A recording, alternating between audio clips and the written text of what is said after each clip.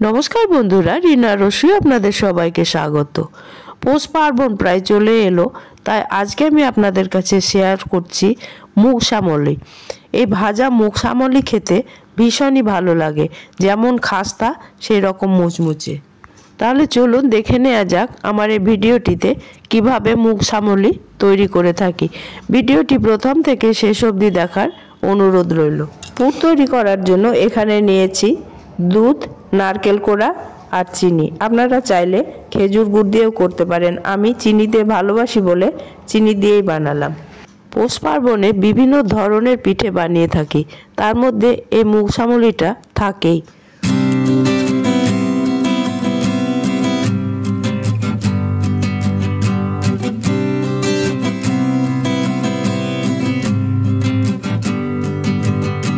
দেখুন পুরটা একদম রেডি হয়ে গেছে। এবারে মুগ ডালটা ভেজে নেব।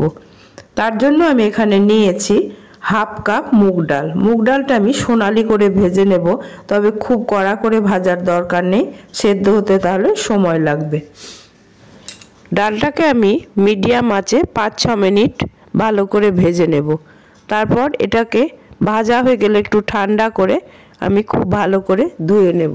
দেখুন ডালটা ভাজা হয়ে গেছে। আমি এবার অন্য একটা পাত্রে ঢেলে নিয়ে এটাকে ধুয়ে ফেলবো। মুগ ডালটা 2-3 বার জল পাল্টে পাল্টে ভালো করে ধুয়ে নিতে হবে।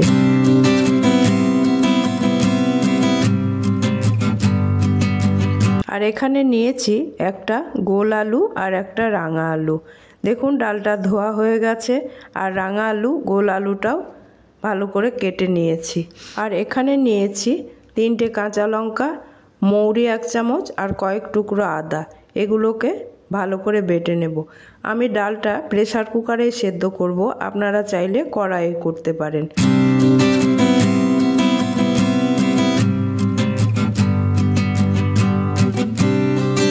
ডালগুলো দেওয়ার পরে এবারে আমি দিয়ে দিচ্ছি আলু আর রাঙা আলু, তারপরে দিচ্ছি বাটা মশলাটা।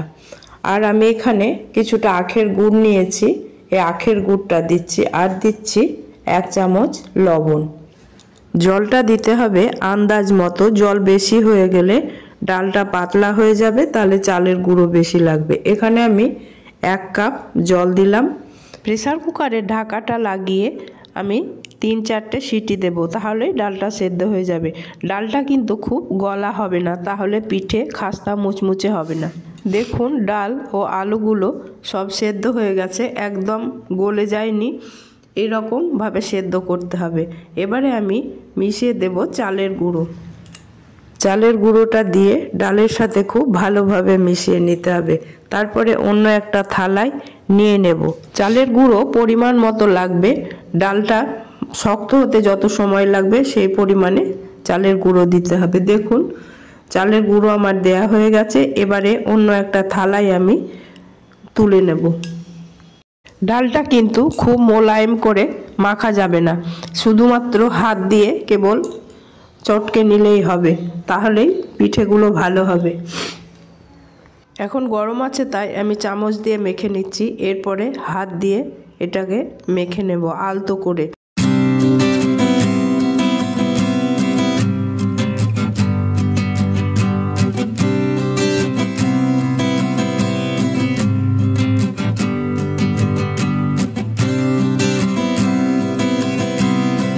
পিঠে সকলেই বানাতে জানেন, তবুও একটা বানিয়ে দেখাচ্ছি। প্রথমে বাটির মতো করে নিয়ে তার মধ্যে আমি পুর দিয়ে দেব, তাহলেই তৈরি হয়ে গেল পিঠে।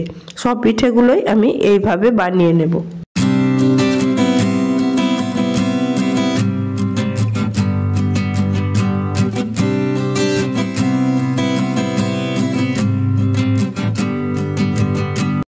পিঠেগুলো সব বানানো হয়ে গেছে, এবারে পিঠেগুলো ভেজে নেব।